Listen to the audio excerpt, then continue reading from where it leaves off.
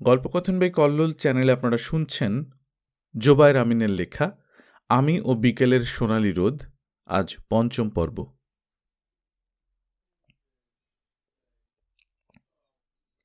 মুহিব গাড়িতে বসে আছে। গাড়ির ঝড়ের গতিতে ছুটে চলেছে। ঢাকা চিটাগাং হাইওয়ে, দুই দিকের রাস্তা ডিভাইডার দিয়ে ভাগ করা। পিচ ঢালা রাস্তা, দারুণ রকমের পরিষ্কার। রাতে বেশ কুয়াশা পড়েছিল বলে রাস্তা ভেজা দেখাচ্ছে। সে কারণেই হয়তো কালো পিচের উপর সাদা রঙের রোড মার্কিংগুলো চকচক করছে। ভেজা রাস্তা গাড়ির চাকার সঙ্গে সুন্দর একটা শব্দ তৈরি করছে। ভোরের আলো এখনও পুরোপুরি ফোটেনি। চারপাশটা বেশি দূর দেখা যায় না। গাড়িতে এত গতি যে রাস্তার দুপাশের গাছপালা, বাড়িঘরগুলো তীরের গতিতে পেছনে চলে যাচ্ছে।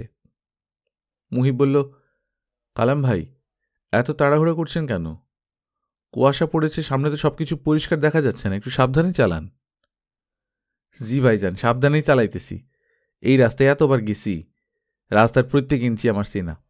চোখ বন্ধ করে চালাইলেও কোনো সমস্যা নাই। আর আপনারও তো সময় মতো চিটাগাং পৌঁছাই দিব। মিটিং তো সকাল সকালে আরম্ভ হয়ে যাইব, হাতে সময় কম। হ্যাঁ, তা ঠিক আছে, কিন্তু রাস্তার দুপাশে মাঝে মাঝে বাড়িঘর দেখা যাচ্ছে। হঠাৎ কোনো মানুষ রাস্তা পার হতে পারে। কুয়াশার কারণে তো বেশি দূর দেখা যাচ্ছে না। আর আপনি গাড়ির হেডলাইট বন্ধ করে ফেলেছেন কেন? এই ভোরবেলাতে হেডলাইট নিভাইয়া ফুল স্পিডে গাড়ি চালাইতে দারুণ লাগতেছে। আপনি ভয় পান না তো ভাইজান? মুহিব চুপ করে গেল। মাঝে অনেকটা সময় হয়তো পার হয়ে গেল, কোনো কথাবার্তা নেই, শুধুই নীরবতা। গাড়ি তুমুল গতিতে এগিয়েই চলেছে। আশ্চর্যের বিষয়, রাস্তার এপাশ ওপাশ কোনো পাশেই এখন পর্যন্ত কোনো গাড়ি বা অন্য কোনো যানবাহন দেখা যায়নি। হঠাৎ কালাম বলল, মুহিব ভাই, ওই যে সামনে একটু আগুন দেখা যাইতেছে, ওইটা মনু মিয়ার চায়ের দোকানের চুলার আগুন। আমি সুযোগ থাকলে ওই দোকানে নেমে চা খাই, জব্বর চা। মনু মিয়ার বয়স ৬০ বছর, কিন্তু আপনি ৬০ বছর ধইরা ৬০টা দেশে খুঁজলেও মনু মিয়ার হাতের চায়ের মতো চা পাইবে না, গ্যারান্টি। ভাইজান, আমরা ওর দোকানে নেমে একটু চা খায় যাব। মুহিব কিছু বলল না। গাড়ি এগিয়েই চলেছে। শোঁ এক ধরনের শব্দ ছাড়া চারপাশটা নিশ্চুপ আর অন্ধকার। ছোট্ট আগুনের বিন্দুটা ধীরে ধীরে কাছে এগিয়ে আসছে। দেখতে দেখতে একসময় দোকানের কাছাকাছি এসে হাইওয়ের পাশে গাড়ি থামল। হাইওয়ের পাশে একটা মাঠের মতো দেখা যাচ্ছে। মাঠের এক পাশে ছোট্ট একটা টং দোকান, দুপাশে কাঠের বেঞ্চ। বেঞ্চগুলো পলিথিন দেয়া বাঁশের ছাউনিতে ঢাকা। দোকানের সামনে লাগো একটা চুলাতে আগুন জ্বলছে। চুলাতে কয়েকটা কেটলি। চুলার পেছনের প্রবীণ লোকটির মুখ ঠিকমতো দেখা যাচ্ছে না। তিনি গায়ে মুখে চাদর পেঁচিয়ে দোকানের ভেতর পা উঠিয়ে বসে আছেন। আশেপাশে কোথাও অন্য কোনো মানুষের চিহ্ন মাত্র নেই। সময় কতটুকু গড়িয়েছে বোঝা যাচ্ছে না। আশপাশে ভোরের আলোর কোনো পরিবর্তন ঘটেনি, এখনও অনেকটাই অন্ধকার। মুহিবের হঠাৎই মনে হল, আসলে কি ভোর হচ্ছে নাকি এখনও রাত, গভীর রাত। কালাম গাড়ি থেকে নেমে পড়ল। মুহিবও গাড়ির দরজায় হাত রাখল।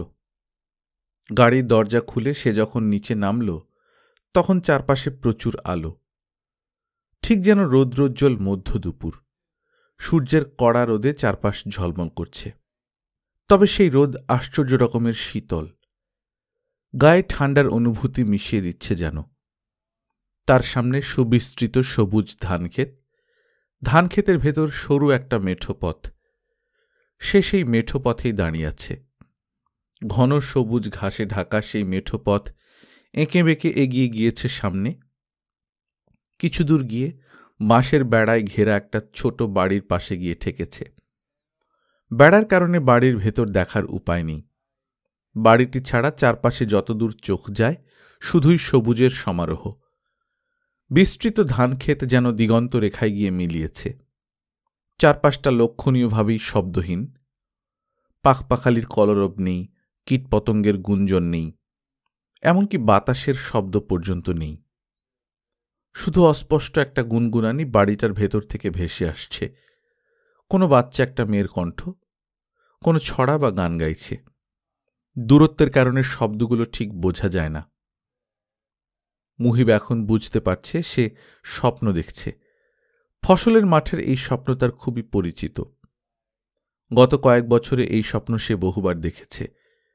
প্রতিবারের মতো এবারও সে বাড়িটার ভেতরে ঢোকার প্রবল ইচ্ছে অনুভব করছে, কিন্তু স্বপ্নটার উপর তার কোনো নিয়ন্ত্রণ নেই। সে এক পাও এগোতে পারবে না, অনেক চেষ্টা করেও পারবে না। স্বপ্নটা একমুখী, সম্মুখ দৃশ্য ছাড়া পেছনের দৃশ্য সে কখনো দেখেনি। সামনের বিস্তৃত ফসলের ক্ষেতের বিপরীতে কি আছে সে জানে না, প্রতিবার চেষ্টা করেও পারেনি। মুহিব এবারও পেছনে ঘোরার চেষ্টা করল, পারছে না। সর্বশক্তিতে দ্বিতীয়বার পেছনে ফেরার চেষ্টা করল, পারছে না। আরেকবার কি চেষ্টা করবে? প্রবল ইচ্ছাশক্তিতে তৃতীয়বার সে পেছনে ফেরার চেষ্টা করল। পেছনে ফিরতেই কালাম বলল, ভাইজান বসেন, বেঞ্চগুলা দেখছেন কি পরিষ্কার? মনুমিয়ার সব কাজেই প্রচুর যত্ন। মুহিব বলল, কালাম ভাই, বেশিক্ষণ দেরি করা যাবে না, সকাল সকাল চিটাগাং পৌঁছতে হবে। ভাইজান, ভোর হইতে এখন অনেক বাকি, আপনারে সবার আগে চিটাগাং পৌঁছায় দিব, এইটা কালামের জবান। এখন আপনি মজা করে চা খান তো। চারপাশের শুনশান নীরবতা গায়ে কাঁটা দেওয়ার অনুভূতি তৈরি করছে। শুধু মনুমিয়ার চায়ের চুলার আগুনগুলো মাঝে মাঝে দপদপ শব্দ করছে, কেটলির ফুটন্ত পানি হালকা গুঞ্জন করছে। মনুমিয়ার মুখ এখনো দেখা যায়নি, মুখ চাদর দিয়ে পেঁচানো। হাইওয়েতে এখন পর্যন্ত কোনো মানুষ বা যানবাহন দেখা গেল না, তবে তারা তিনজন ছাড়া আরও দুটো প্রাণের অস্তিত্ব মুহিব মাত্র খেয়াল করল। চুলার ঠিক বাঁ পাশেই মাটিতে একটা বিড়াল আর একটা কুকুর বসে আছে। শীতের কোনো প্রভাব তাদের মধ্যে লক্ষ্য করা গেল না। দুজনেই দুটো করে পা সামনে ছড়িয়ে দিয়ে খুব আয়েসি ভঙ্গিতে বসে আছে। দুটোই চুপচাপ। অদ্ভুত ব্যাপার, দুটোই স্থির দৃষ্টিতে চায়ের কেটলির দিকে তাকিয়ে আছে। কুকুরটার রং লালচে আর বিড়ালটা বাদামি, অথবা কিছুটা অন্য রঙেরও হতে পারে। চুলার দপদপে আগুনের রঙের প্রভাব তাদের গায়ের রঙের উপরেও পড়তে পারে। কালাম বলল, মনুমিয়া, চা দিবা না? বৃদ্ধ কণ্ঠস্বর বলল, জি দিতাসি। আরও অনেকটা সময় নিশ্চুপি কাটল। এরপর চায়ের কাপে দুধ চিনি মেশানোর শব্দ উঠল, কাপে চামচের টুংটাং শব্দ। সুন্দর রকমের একটা ছন্দ। এই টুংটাং শব্দ একটা তাল ও লয় রয়েছে। আশ্চর্যের বিষয়, টুংটাং শব্দের সাথে সাথেই বিড়াল আর কুকুর দুটো পরস্পরের দিকে তাকিয়ে কর্কশ শব্দে ডাকতে শুরু করল। যে দুজনকে কিছুক্ষণ আগেও এতটা শান্ত দেখাচ্ছিল, মুহূর্তেই এরা হিংস্র হয়ে উঠল। দুটোই দাঁড়িয়ে পড়েছে, রীতিমতো যুদ্ধ লাগার উপক্রম। কালাম বলল, শয়তান দুইটার কাম দেখছেন? কথা নাই বার্তা নাই, চুলার আগুন দেখতে দেখতে ঝগড়া শুরু করল। প্রাণী দুটোর কর্কশ ডাকাডাকি ক্রমেই সহ্যের সীমা ছাড়িয়ে যাচ্ছে, মাথায় যন্ত্রণা তৈরি করছে। একটা সময় শব্দটার সহ্য করা গেল না। মুহিব ধীরে ধীরে চোখ মেলল, ওর ঘুম ভেঙে গেছে। রুমটাতে সামান্য আলো, দরজা জানলাগুলো খোলা হয়নি। হালকা ধরনের একটা কম্বল গায়ের উপর। ঘরে মুহিব ছাড়া আরেকজন আছে, মাহিরার ছেলে নিলয়। সে সোয়েটার পরেছে, ট্রাউজার পরেছে, জুতা পরেছে, খুব সুন্দর দেখাচ্ছে। সে সোফায় বসে সমস্ত মনোযোগ দিয়ে রেখেছে হাতের মোবাইল ফোনটাতে। এই রুমে বেশি কেউ নেই, এই সুযোগটা সে কাজে লাগিয়েছে। চুপি চুপি ওর আম্মুর ফোনটা নিয়ে চলে এসেছে। মোবাইল ফোনটাতে কোনো একটা গেমস চলছে। বেড়াল কুকুরের ফাইটিংটা এই খেলার ভেতরেই হচ্ছে। খেলার সঙ্গে একটা ছন্দময় টুংটাং মিউজিক চলছে। মনুমিয়ার চায়ের কাপের টুংটাং শব্দের উৎস কি তাহলে এটাই? মুহিব বলল, মামা কি করছো? নিলয় চমকে উঠল, মুখে অপ্রস্তুত একটা ভাব। এই চেহারাতেও তাকে সুন্দর লাগছে। কিছুক্ষণ থেমে থেকে সে বলল, মামা অনেক শীত, দেখেছ আমি সোয়েটার পরেছি? মুহিব হেসে ফেলল। নিলয়ের বয়স 4.5 বছর, কিন্তু বিষয়বস্তু পরিবর্তন করার প্রচেষ্টা সে মন্দ করেনি। মুহিব বলল, তোকে কি প্রশ্ন করলাম আর তুই কি উত্তর দিলি? মুহিবের তুই শব্দটা আদর মাখা। মামা আমি ফোনটা একটু দেখছি। ঠিক আছে, কিন্তু একটু পরে রেখে দিবি, ফোনে এত বেশি গেমস খেললে পরে তোকে চশমা পড়তে হবে, বুঝতে পেরেছিস? বুঝতে পেরেছি মাম্মা। বুঝতে তো সবসময় পারিস, তো কথা শুনিস না কেন? আমি তো সব কথাই শুনি। তাহলে আমি যে ফোন কম নিতে বলি সেটা শুনিস না কেন? মামা, তুমি সোয়েটার পরবে না? মুহিব হাসি মাখা মুখে নিলয়ের দিকে তাকিয়ে আছে। পরিস্থিতি বুঝে নিলয় সোফা থেকে নেমে মুহিবের পাশে এসে গুটিসুটি হয়ে বসল। সে বলল, মামা, আজকে যখন বাইরে যাবে আমাকে সাথে নিয়ে যেও। কেন, পারুল, সামিয়া, অবনী ওদের সঙ্গে খেলবে না? খেলবো, আবার তোমার সঙ্গে ঘুরতেও যাব। তোমাদের সবাইকে নিয়ে আমি ঘুরতে যাব, তবে আজকে না মামা। আজ অনেক মেহমান আসবে, অনেক কাজ। তোমাদের নিয়ে আরেকদিন ঘুরতে যাব। ঠিক আছে মামা। সামিয়া, অবনী ওরা কি ঘুম থেকে উঠেছে? না মামা। তাহলে তুমি এত সকাল সকাল উঠে পড়েছো যে? বাবা উঠেছে অনেক আগে, আমি বাবার সঙ্গে উঠেছি। মুহিব দেয়াল ঘড়ির দিকে তাকালো। 8:05। আসলেই সময় হয়ে গিয়েছে অনেক। সে বলল, চলো মামা, উঠে পড়ি। ভেতরের আরও 2টো রুম পার হয়ে মুহিব উঠোনের বারান্দার সামনে একটা দরজা এসে দাঁড়াল। সকালের রোদ এসে পড়েছে উঠোনের এক পাশে। রোদের জায়গাটিতে মাঝারি আকৃতির একটি টি টেবিলের চারপাশে চেয়ারে বসে কথা বলছেন 5-6 জন। গোল টি টেবিলের উপর প্রত্যেকের জন্য ভাপা পিঠা, মুড়ি মাখানো, পানি, বিস্কুট আর চা দেখা যাচ্ছে। একটা বাটিতে মিষ্টিও আছে।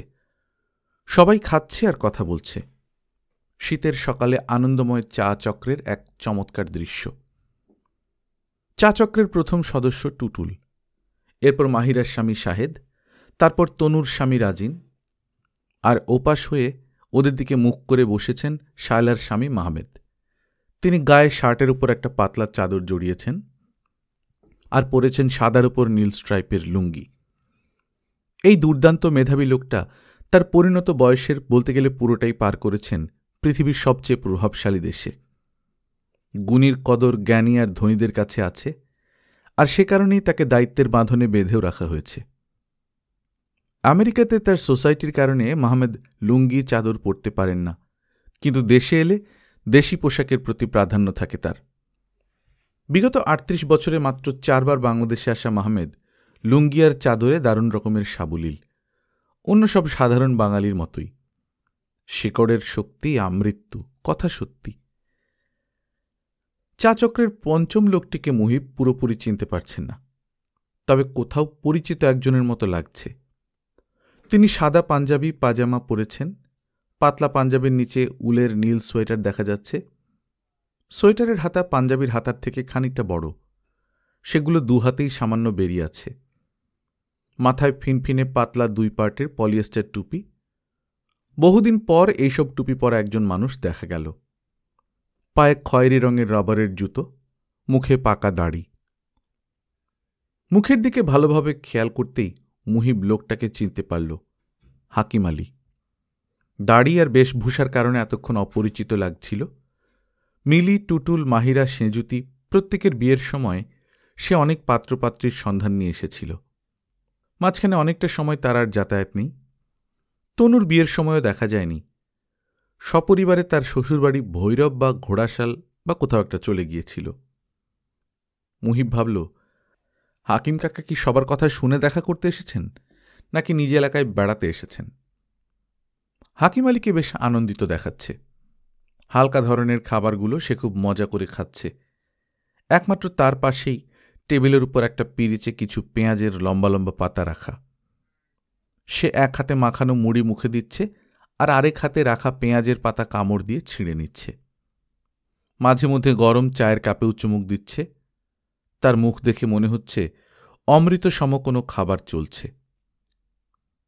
উঠোনের আরেক পাশে রান্নাঘরের বারান্দায় শায়লা আর মিলি নাস্তা করছে। জাহানারা পাশে একটা চেয়ারে বসে আছে। রতনের মা পিঁড়িতে বসে কাজ করছে। মর্জিনাও আছে রান্নাঘরে। পেছন থেকে সেঁজুতির ডাক শোনা গেল, কিরে মুহিব? মুহিব পেছনে ফিরল। হ্যাঁ পা। পারভিন খালার নাজমা আসবে আজ। খালারাও 2 দিন থাকবে। আচ্ছা। সব মিলিয়ে বাড়িতে তো মোটামুটি অনেক মানুষ। বিছানার সমস্যা হবে না, তবে কম্বল আর বালিশ হতে কিছু লাগবে। তোর ভাইয়া আজ ঢাকা থেকে আসছে, আমি ওকে 3টা কম্বল নিয়ে আসতে বলেছি। তুই কি বাজারে যাবি? হ্যাঁ যাব। বাজারে গেলে 7-8টা বালিশ নিয়ে আসবি, শিমুল তোরার বালিশ। দোকানে যেগুলো বানানো আছে সেগুলো পছন্দ না হলে অর্ডার দিয়ে আসবি, বিকেল বা সন্ধ্যার মধ্যেই যাতে দিয়ে দিতে পারে। আচ্ছা ঠিক আছে। আর আরও কিছু জিনিস লাগবে। আমি ঢাকা থেকে আসার সময় mozzarella cheese, east, black olives, oregano এসব নিয়ে এসেছি। বাড়িতেও কিছু জিনিস আছে। তুই বাজার থেকে ময়দা, গোলমরিচের গুঁড়া আর পিৎজা সস, টমেটো সস, গুঁড়া দুধ, ক্যাপসিকাম এসব নিয়ে আসবি। আমি সবার জন্য পিৎজা বানাবো। আচ্ছা নিয়ে আসবো। হাসছিস কেন? এমনিতেই। পিৎজার পরের আইটেম কি হবে? আজকের আইটেম পিৎজা, পরেরটা এখনও ঠিক করিনি। তবে ভ্যানিলা স্পঞ্জ কেক আর চিকেন শর্মা এখন আমার লিস্টে আছে। ঠিক আছে, কী কী লাগবে তুমি একটা লিস্ট করে দাও। জহির কি আসবে আজ? আমি যেহেতু বাড়িতে আছি, ও তো আসবেই। বিকেলে রেনু আর ফিরোজ আন্টি আসবে। আমি রেনুকে গতকাল বলেছি রাশাকে যেন সঙ্গে করে নিয়ে আসে, অনেকদিন দেখা হয় না ওর সাথে। আর জহির এলে তুই ওকে বলবি আমি বলেছি রাশা যাতে আসে। আচ্ছা বলবো। রাশার ফোন নাম্বার আছে তোর কাছে? না নেই। জহির এলে আমার সঙ্গে দেখা করতে বলবি, আমি ওর থেকে রাশার ফোন নাম্বারটা নেব। ঠিক আছে। পাশের রুম থেকে সাহেরা খাতুনের ডাক শোনা গেল। মুহেব, এখানে শুনে যা। সেঁজুতির সাথে কথা শেষ করে মুহিব পাশের ঘরে গেল। সাহেরা খাতুন বিছানায় বসে আছেন। দাদি কিছু বলবে? হ্যাঁ, আলমারিটা একটু খোলতো। মুহিব আলমারিটা খুলল। ওপর থেকে 2 নম্বর তাকের কাপড়গুলোর পিছনে হাত দে, একটা কাঠের বাক্স পাবি, ওইটা বাইর কর। মুহিব কাপড়ের পেছন থেকে একটা বাক্স বের করল। বাক্সটা খোল, এর ভিতর টাকা আছে। সাহেরা খাতুন হুট করেই থেমে গিয়ে আবার বললেন, হাত মুখ ধুইছস? না। সকালে ঘুম থেকে উঠটা বাসি মুখে টাকা ধরিস না, বাক্স বিছানায় রাখ, হাত মুখ ধুয়ে আয় সেখান থেকে 4-5 হাজার টাকা নে। টাকা নিয়ে কী হবে? বাজার থেকে বড় মাছ আর মুরগি নিয়ে আসবি। মাছ মুরগি নিয়ে আসতে তোমাকে কেন টাকা দিতে হবে? আমি বাজারে গেলে নিয়ে আসব। একটু পরে টুটুল কাকা বদিকে নিয়ে বাজারে যাবে, কাকাও নিয়ে আসতে পারে। আর মাছ মুরগি তো কেনা হয়েছে, সবসময় তো বাজার করা হচ্ছেই। তোদের বাজার তো আর আমার বাজার না। বাড়িতে আমার মেয়েরা আসছে, এক মেয়ে জামাই আসছে আর একজন আসতেছে, নাতনি নাতনি জামাইরা আসতেছে। এদের আমারও বাজার করে খাওয়াইতে হইব, এগুলা তুই বুঝবি না। যেটা বলি সেটা কর, হাত মুখ ধুয়ে টাকা নে। মুহিব চুপ করে রইল। সাহেরা খাতুন বললেন, বাইরে আর একজন মানুষের কথা শোনা যাইতেছে। কে আসছে? হাকিমের গলার মতো। হাকিম আসছে নাকি? তুমি চট করে বুঝলে কি করে? বুইড়া হইছি বইলা মাথা তো আর নষ্ট হয় নাই। জীবনে যাদের সঙ্গে চলাফেরা করছি, কথা বলছি, তাদের সবার কথাই মাথায় আছে। হাকিমের বউ জোস নাও আসছে? আমি জানি না, শুধু হাকিম কাকাকেই দেখলাম উঠানে গল্প করছে, আমি এখন কথা বলিনি। ঠিক আছে, হাকিম এমনি আমার সঙ্গে দেখা করতে আসবো। তুই এখন হাত মুখ ধুয়ে এসে টাকা নিয়ে যা। আর সে যদি কি বলছে শুনছস ভালো কইরা? হ্যাঁ, বাজার থেকে কিছু জিনিস নিয়ে আসতে হবে। আমি এটার কথা বলি নাই। তাহলে? জহিরের ছোট বোন রাশারে আসতে কইতে কইছে। ও হ্যাঁ, আমি বলবো। আরেকটা কথা, রাশার ব্যাপারে খুব প্রাধান্য দেখছি। সুন্দরী মাইয়া, ভালো মাইয়া, জানাশোনা মাইয়া, প্রাধান্য তো থাকবেই। মানে? মানে তোর এখন বোঝার দরকার নাই, হাত মুখ ধুইয়ায় টাকা নিয়ে যা। সকালের ভারী খাবারটাও হাকিম আলীর জন্য চমৎকার হয়েছে। তার চোখে মুখে পূর্ণ তৃপ্তি। সেই পূর্ণ তৃপ্তির বহিঃপ্রকাশ তার শারীরিক ভঙ্গিতেও পাওয়া যাচ্ছে। সে সাহেরা খাতুনের বিছানার পাশের একটি সোফায় গা এলিয়ে বসেছে, হাতের খিলাল দিয়ে মাঝে মধ্যে দাঁত খিলাল করছে। দারুণ রকমের সুখী সুখী ভাব। সে বলল, বুঝলেন খালা, আপনারা মুরব্বী মানুষ, আপনাদের বোঝানোর কিছু নাই। রক্ত বংশ এই জিনিসগুলোর আসলেই গুরুত্ব আসিল। আল্লাহ তালা সবাইরই সমান বানাইছে, কিন্তু শিক্ষা দীক্ষা জ্ঞান গরিমা কর্ম সম্পদ দিয়া রক্ত বংশ আলাদা করছে, এর মর্যাদাও আসিল। তবে এখনকার জমানায় কিছুটা পরিবর্তন আসছে। বংশ পরিচয় পুরাপুরি মানুষের মূল্যায়ন করা যায় না।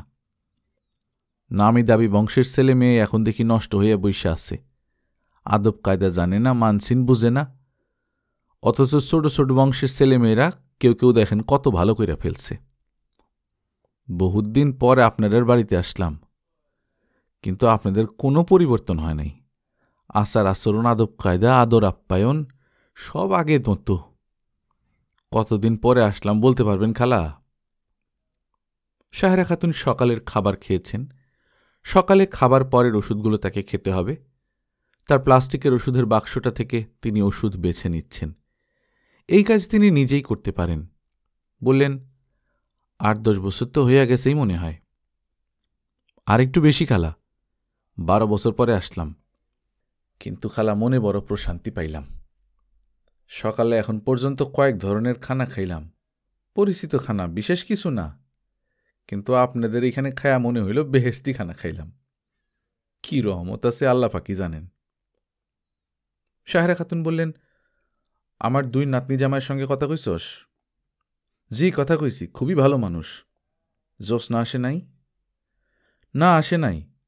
আমার নিয়ে আসার খুব ইচ্ছা ছিল, কিন্তু বয়সের সাথে সাথে জোসনার টনসিলার অ্যাজমার সমস্যাটা এখন একটু বাড়ছে। শীতও পড়তে শুরু করছে। এই সময় বাইরে বেড়াইতে যাওয়া ওর গায়ে সয় না। শেষে সে নিজেই আসতে রাজি হইল না। তবে এই শীত শেষ হইলে আল্লাপাক চাইলে আবার আসব, সাথে জোসনারে নিয়ে আসব। আপনাকে সবার কথা সে সবসময়ই কয়। ওরও খুব মন টানে আপনাদের সাথে দেখা করার জন্যে। ওর কি মাথার জ্বালা যন্ত্রণার রোগটা এখনো আছে? খালার দেখি সবই মনে আছে। না, মাথা জ্বালা অসুখটার নাই। সংসারের জন্য একসময় খুব কষ্ট করছে, ছেলে মেয়ে 2টার জন্য করছে। নিজের খানাদানা আর বিশ্রাম বইলা কিছু আসিল না। এইগুলোর কারণেই মাথার জ্বালা যন্ত্রণা। সেই কষ্টের দিনগুলাতেও আপনাকে সহযোগিতা পাইছি আল্লাপাকের অশেষ মেহেরবানিতে। আর আপনাকে দোয়ায় অভাবের দিন এখন শেষ। জোসনা ভালো আছে, আমরা সবাই ভালো আছি। ছেলে মেয়ে রোজগার করে, দিন ফিরা গেছে। তোর পোলামায় 2টার কি খবর? ছেলে ময়মনসিংহ পলিটেকনিক থেকে ডিপ্লোমা পড়ছে, চাকরি শুরু করছে। এরপরে আবার নিজের খরচেই বিএসসি করছে। এখন মুন্সিগঞ্জে এক পাইপ তৈরির কারখানায় আছে, নাম করা কোম্পানি, ভালো চাকরি। ছেলে মামাতো বোনরে পছন্দ করে, মামারাও রাজি। ছেলেরে গত বছর বিয়ে করাইছি। বউ নিয়ে মুন্সিগঞ্জেই আছে, ভালো আছে। মেয়ের বিয়ে দিছি আরও 2 বছর আগে। পড়াশোনা শেষ করছে, ভৈরব সরকারি হাসপাতালে সিনিয়র স্টাফ নার্স হিসেবে চাকরিতে ঢুকছে। মেয়ে সরকারি চাকরি পাইছে, নিজের যোগ্যতাতেই পাইছে। আল্লাহর রহমত, 1 পয়সা ঘুষ দেওয়া লাগে নাই। মেয়ে জামাই ভৈরবে এক জুতার কোম্পানিতে ভালো বেতনের চাকরি করে। মেয়ে জামাই ছেলের বউ 2টাই পাইছি মনের মতন। ছেলে মেয়ে 2জনেই প্রতি মাসে টাকা দেয়, আর নিজেও কিছু করছি। উপরওয়ালার দয়া খুবই ভালো আছি। 2জনেই চেষ্টা করছস, তাই আল্লাহ উদ্ধার করছে। তোর বউ খুবই ধৈর্যশীলা সংসারী, পোলামায় এই জন্যই মানুষ করতে পারছস। জোসনার অবদানিতে 100 ভাগ খালা। এখন খালি দোয়া করবেন জোসনার সুখ যেন আল্লাপাক স্থায়ী করেন। দুনিয়া সুখ দুঃখের খেলা, এই সুখ এই দুঃখ, দুঃখ যাতে এই জীবনে আর দেখা না লাগে। বাড়িঘর কি ওইখানে করে ফেলছস? এই বিষয়টা নিয়ে একটু দুটানার মধ্যে আছি খালা। অভাবের তাড়নাতে একসময় শ্বশুরবাড়ির দিকে যাইতে হয়েছিল, ছেলে মেয়ে ভালো করার তাগিদে। শ্বশুরবাড়ি থেকে সহযোগিতা পাইছি বহুত, ছেলে মেয়ের মামারাও করছে অনেক, সত্য অস্বীকার করব না। এখন ছেলে মেয়ে বড় হইছে, যার যার মতন সংসার হইছে, বিশেষ কোনো ঝামেলা নাই। এখন মন কয় নিজের এলাকায় ফিরে আসি, নারীপুতা জায়গা, এই জায়গার প্রতি টান লাগে। তোর বউ কি কয়? আমার যত আবেগের কথা, জোসনার হইল যুক্তির কথা। ভৈরবে কাজকর্ম কইরা কিছু টাকা জমাইছিলাম। বছর কয়েক আগে জোসনার বড় ভাইয়ের মারফত একটা জমি কিনছি। শ্বশুরবাড়ির সাথে না, তবে গলা উচ্চায় ডাক দিলে শোনা যায়। এখন হাতে কিছু জমা টাকাও আছে। ছোট একটা বাড়ি করতে পারি, কিন্তু দোটানাটা খালা এই জায়গাতেই। বাড়ি ভৈরবে করব না নিজ এলাকায় করব? এইখানে বাপের সামান্য একটু জমি পাবো। ভাই ভাইস্তারা এই মুহূর্তে ঘর কইরা আছে, তবে চাইলে সাইডে দিব, অল্প জমি, এমনি গাদাগাদি, আর আমি ঘর করলে সবাই মিলে তো আরও গাদাগাদি। জ্যোৎস্নার অবশ্য এইখানে ওইখানে কোনোখানেই আপত্তি নাই, তবে তার কথা হইল 12-14 বছর ভৈরব থাকলাম, সেইখানের লোক এগুলোকে ভালো মিলমিশ হইছে, যে কোনো বিপদে আপদে তার ভাইয়েরা কাছাকাছি আছে, তাছাড়া ছেলে মেয়ে ওইখানেই বড় হইছে, ও জানাশোনাটা ওইখানেই বেশি। এইদিকে নতুন কইরা কিছু করাটা আবার নতুন কইরা শুরু করার মতো, এই বুড়া বয়সে এটার কি কোনো দরকার আছে? তার থেকে এইখানে বাপের যে অল্প একটু জমি পাবো, সেটা ভাই ভাইস্তার একটু কম দামে দিয়া ভৈরবেই কিছু একটা করা ভালো। সাহেরা খাতুন বললেন, জ্যোৎস্নার কথাই ঠিক, ওইখানেই যেহেতু ভালো আসস, এখানে অল্প জায়গায় গাদাগাদি করে থাকার দরকার দেখি না। তোর ছেলে মেয়ে শিক্ষিত হয়েছে, পরিবেশ বললেও তো একটা কথা আছে, তবে সময় সামর্থ্য থাকলে এইখানে ভাই ভাইস্তাদের খোঁজ খবর রাখবি, যাতায়াত রাখবি, সেটাই হইল ভালো। হাকিম আলীর মুখ আর একটু প্রফুল্ল দেখালো। যাক খালা, মুরব্বী মানুষের কাছে যেহেতু পরামর্শ পাইলাম, দোটানা চিন্তাটা তাইলে বাদ দিলাম, ওই দিকেই তাইলে কাজ আগাই। সাহেরা খাতুন মাথা ঝাঁকালেন, মৃদুস্বরে বললেন, ওইটাই ভালো। মুরব্বী মানুষের আসলে খুব দরকার খালা, বুঝ পরামর্শ আশীর্বাদ সবসময় দরকার। 12 বছর পরে আসলাম, এলাকার অন্যান্য মুরব্বী মানুষগুলো দেখি আর নাই। আগের মানুষ দিয়ে আর কি করবি, এখন তো আমাকে যাওয়ার সময়, নতুন নতুন মানুষ আসার সময়। তোর ঘটকালির কাজ কি এখনো করস? জি, কাজের ফাঁকে ফাঁকে সবসময় টুকটাক কইরে আসছি। আমগো মুহিবের জন্য ভালা কিছু মাইয়ার খোঁজ খবর দে না। জি খালা, খবর নিয়ে আসছি। সাহেরা খাতুন ভুরু কুঁচকালেন। খবর নিয়ে আসছস মানে? নাকি আমি জিজ্ঞাসা করলাম কারণে জুলার থেকে পুরানা খবর বের করলি? জমাজমির কামে আসছস না বাড়ি? না খালা, আপনারা সবাই এই সময় বাড়িতে আছেন, সেই খোঁজ খবর নিয়েই ভৈরব থেকে আসছি। 2 কাজের উদ্দেশ্যেই আল্লাপাক রওনা করাইছে। মুহিব বাজারে যাওয়ার প্রস্তুতি নিয়েছে। 11টার মতো বাজে। সকাল সকাল বাজারে যাওয়ার তুলনায় লেট হয়েছে, তবে কোনো সমস্যা নেই। তার যে কাজ, সেটার জন্য সকাল সকাল বাজারে যাওয়া প্রয়োজন নেই। অন্যান্য জিনিস কেনাকাটার জন্য সকালের দিকে টুটুল বদিকে নিয়ে বাজারে গিয়েছে। শাহেদ আর রাজিনও গিয়েছে সাথে। সামাজিক রীতিনীতির কিছু বিষয় আশয় প্রচলিত আছে, সে কারণেই হয়তো শ্বশুরবাড়িতে এসে শাহেদ আর রাজিনও বাজারে গিয়েছে। মুহিব বেরোনোর সময় হাকিম আলী বলল, বাবা যাইতেছ কই? বাজারে যাচ্ছি কাকা। টুটুল ভাই আর জামাইরা তো মনে হয় বাজারে গেল। জি, আমারও কিছু কাজ আছে। চলো, তোমার সঙ্গে আমিও যাই। বাজারে কিছু পরিচিতজন আসছিল, দেখি তাদের সঙ্গে দেখা হয় কি না।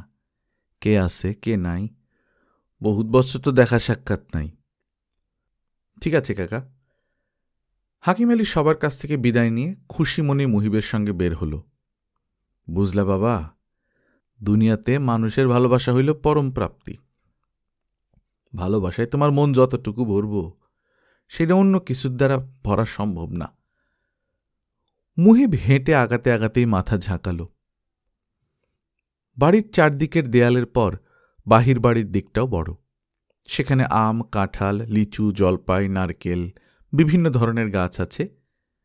বাহির বাড়ির লম্বা পায়ে হাঁটা পথ পেরিয়ে মেইন রোডে উঠতে হয়। সেই পায়ে হাঁটা পথের দুপাশে সারি সারি সুপারি গাছ, মনোরম পরিবেশ। মৌলভী বাড়ি এখনও যতখানি আছে, সেটাও চমৎকার। মেইন রাস্তায় ওঠার পর খালি কোনো রিক্সা পাওয়া যাচ্ছে না। 3 চাকার অটোরিকশাও প্রচুর, কিন্তু সেগুলো মানুষে মানুষে গাদাগাদি। পায়ে চালানো রিক্সাগুলো ঢাকার বাইরে ইদানিং দেখাই যায় না। রিক্সাগুলো ইঞ্জিন চালিত। এরকম একটা রিক্সা এলে ওঠা যায়। শীত হালকা পড়েছে। রাস্তায় এ সময়ে অনেক লোককেই ফুলহাতা শার্ট গায়ে দেখা যাচ্ছে। মুহিব বলল, কাকা, কিছুটা হেঁটে আগাই, সামনের মোড়ে হয়তো রিক্সা পাওয়া যাবে। কোনো সমস্যা নেই বাবা, চলো। হাঁটতে হাঁটতে হাকিম আলী শুকনো কাশি দিয়ে বলল, শুনলাম ভালো চাকরি করতেছ? জি, চাকরি শুরু করেছি। বোনদের বিয়া হয়ে গেছে, সবাই ভালো আছে। তোমার বাবাও হুট করে মারা গেলেন, খুবই কষ্টের বিষয়। এদিকে তোমার মাও এখন একা, তোমারও তো বাবা বিয়ার বয়স হইছে, জন্ম মৃত্যু বিয়া আল্লাহ পাকেরই হাতে, তারপরেও এখন একটু ফিকির নেওয়া দরকার। মুহিব হাকিম আলীর আগমনের কারণ কিছুটা বুঝতে পারল। সে বলল, জি কাকা, চিন্তাভাবনা করব। চিন্তাভাবনা করব কি রে বেটা, এখনই তো চিন্তাভাবনার সময়। হঠাৎ পেছন থেকে একজনের গলা শোনা গেল, ভাইরে কি বাজারে যাবেন? একটা খালি রিক্সা পেছন থেকে পাশে এসে দাঁড়িয়েছে। তরুণ প্রকৃতির এক রিক্সা চালক, চেহারাটা হাসি হাসি। মুহিব বলল, হ্যাঁ যাবে নাকি? উঠেন। মুহিবরা রিক্সায় উঠে পড়ল। রিক্সাওয়ালা রিক্সা টান দিল। পায়ে প্যাডেল করার প্রয়োজন নেই, ইঞ্জিন আছে। হাকিম আলী আবার একই প্রসঙ্গে ফিরে গেল। চিন্তা ভাবনা করব বলে কোনো কথা নাই গো বাবা, এইটা এমন এক সময়, তোমার জন্যে চিন্তা ভাবনা এখনই জরুরি। জি আচ্ছা, জীবনটা তো দেখতে দেখতেই চলে যায়, এইখানে সব কাম করতে হয় সময়ে, দেরি করলে আফসোস ছাড়া আর কিছু নাই। পুরুষ মানুষের জীবনে আছেই তিনটা জিনিস, ধর্ম, কর্ম আর চর্ম। তিনটায় যত আগে ভাগে করবা তত লাভ। ধর্ম বয়স কম থাকলেই শুরু করা সর্বোত্তম, আল্লাপাক খুশি হন। যৌবন বয়সের ইবাদত রাব্বুল আলামিনের কাছে খুবই পছন্দনীয়। আর কর্ম হইল পুরুষের পরিচয়, কর্মও শুরু করা লাগে আগে ভাগেই।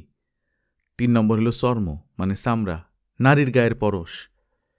এই জিনিসও লাগে যথাসময়েই, বিলম্ব করা ঠিক না। মুহিব একটু অপ্রস্তুত হয়ে যাচ্ছে, কিন্তু খুব স্বাভাবিক ভঙ্গিতেই হাকিম আলীর কথার সঙ্গে মাথা নাড়িয়ে যাচ্ছে। হাকিম কাকা যেভাবে স্বাভাবিক ভঙ্গিতে এসব কথা বলে যাচ্ছেন, তাকেও ততটাই স্বাভাবিক থাকতে হবে। রিকশাওয়ালা ছেলেটা মনে হয় হাকিম আলীর কথায় খুব মজা পেয়েছে। সে নিঃশব্দে হাসছে, মাঝে মধ্যে ডানে বাঁয়ে ঘাড় ঘোরাচ্ছে। রিকশার গতিও কিছুটা কমিয়ে দিয়েছে। ইঞ্জিন চালিত রিকশার যে গতিতে চলার কথা, সেই তুলনায় রিকশা চলছে অনেক ধীরে। হাকিম আলী বললেন, ধর্ম আর কর্মেতে আমার কিছুটা বিলম্ব হয়েছে, তবে যখন থেকে ধর্ম শুরু করছি তারপর থেকে আর সারি নাই। অতীতে যে গাফিলতি করছি তার জন্য আল্লাপাকের দরবারে সবসময় ক্ষমার ফরিয়াদ করি। আর কর্মের যে গাফিলতি, তার জন্য জীবনে কষ্ট ভোগ করতে হয়েছে অনেক। নিজে কষ্ট করছি, পরিবারও কষ্ট করছে। তবে বাবা, বিবাহ করেছিলাম যথাসময়ে। এই উসিলাতে আল্লাপাক আস্তে আস্তে এক সময় সমস্ত কষ্ট মাফ করছেন।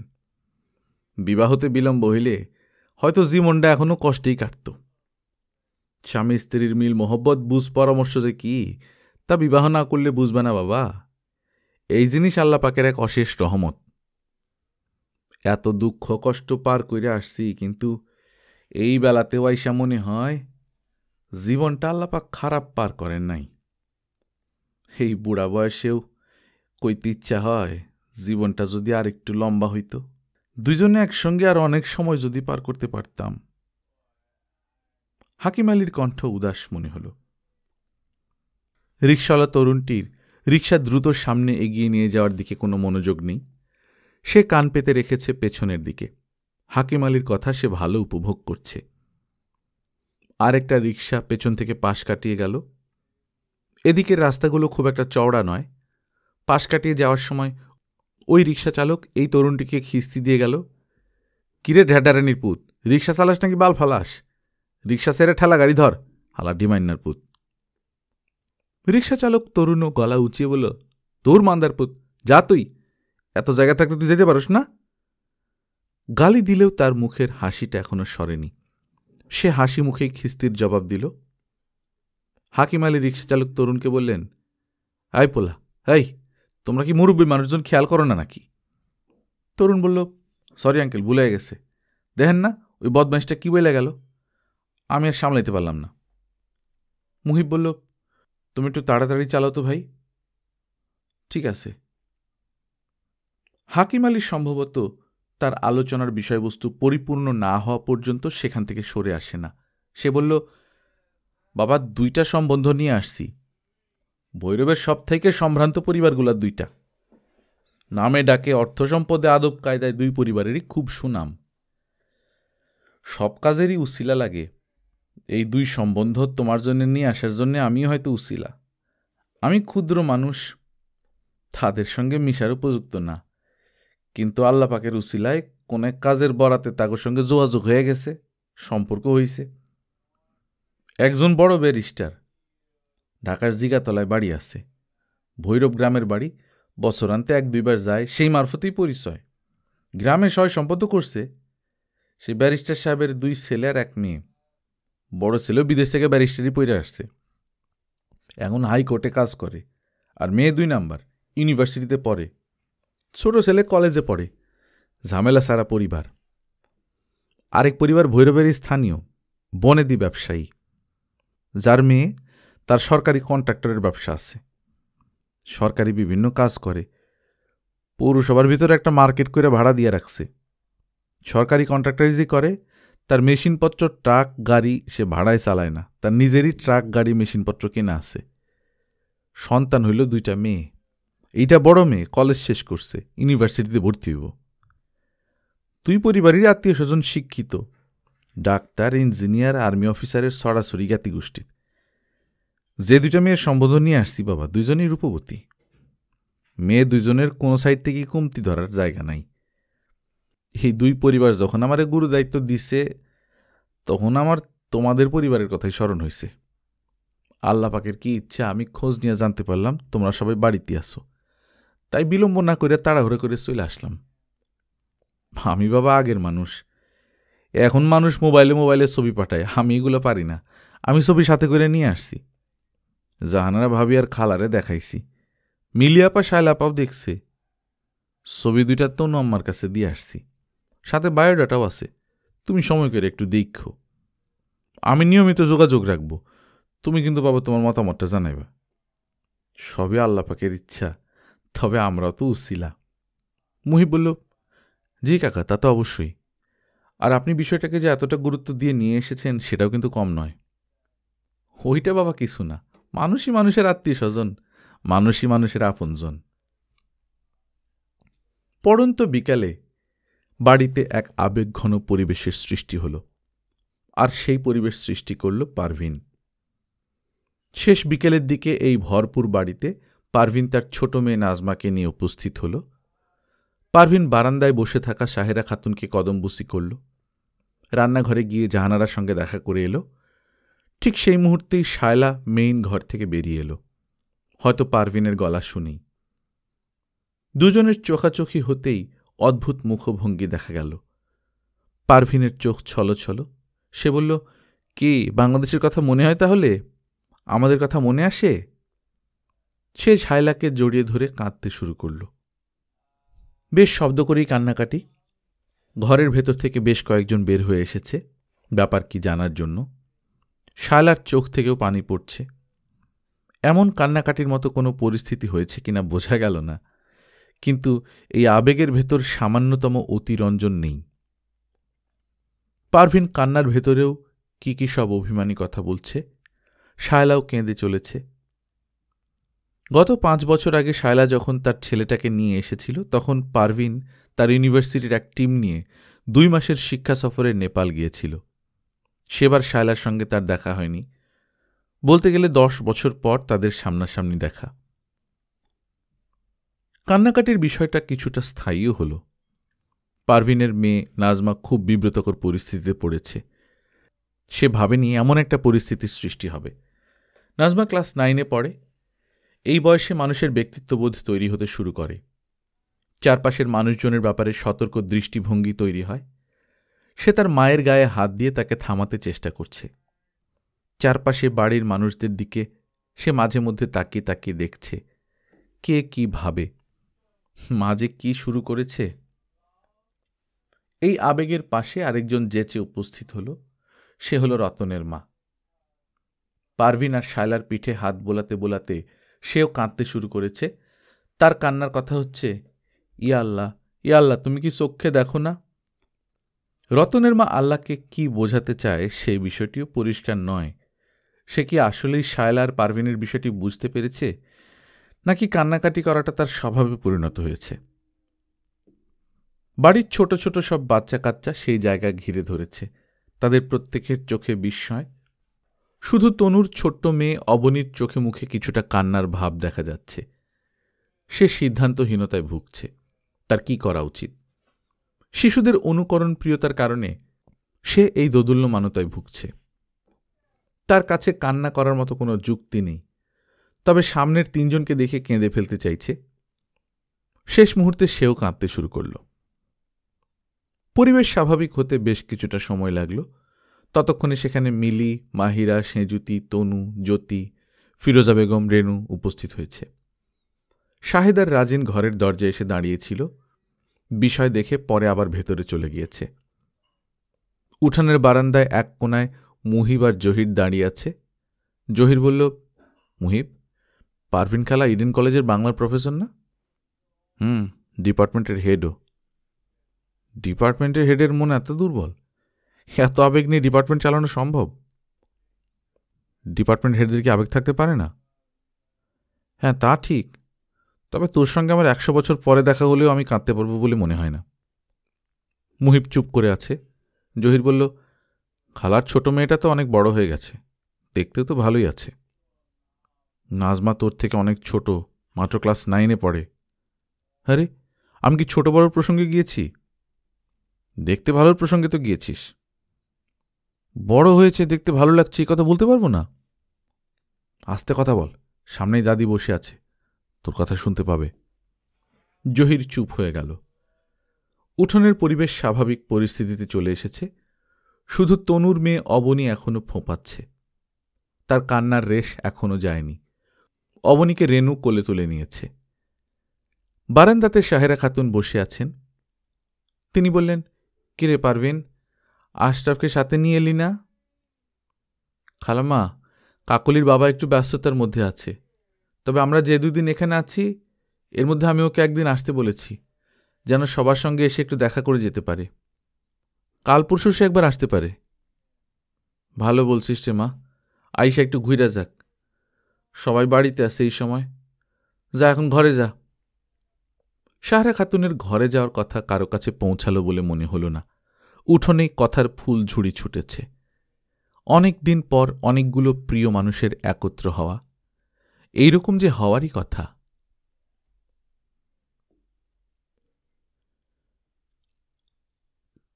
গল্পকথন বাই কল্লোল চ্যানেলে আপনারা শুনছেন তরুণ লেখক জোবায়ের আমিনের লেখা আমি ও বিকেলের সোনালি রোদ, আজ 5ম পর্ব। আপনারা জানাবেন গল্প কেমন লাগছে। যারা প্রথমবার মতো শুনছেন কাইন্ডলি সাবস্ক্রাইব করে নেবেন। আমরা নিয়মিত গল্প পাঠ করে শোনাচ্ছি। নিজে ভালো থাকবেন, আশেপাশের লোকজনকে ভালো রাখবেন। টাটা।